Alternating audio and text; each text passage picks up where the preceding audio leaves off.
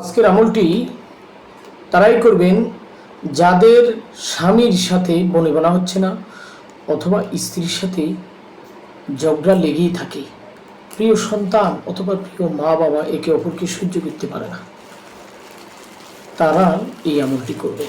আপনার প্রিয়জন, কাছের মানুষ, ভালোবাসা মানুষ, স্বামী অথবা স্ত্রী, তাদের মহাব্বত, তাদের ভালোবাসা, তাদের গোসা থামানোর জন্য আপনি আমলটি করতে পারেন। আপনারা এই আমলটি করবেন 1 সপ্তাহ।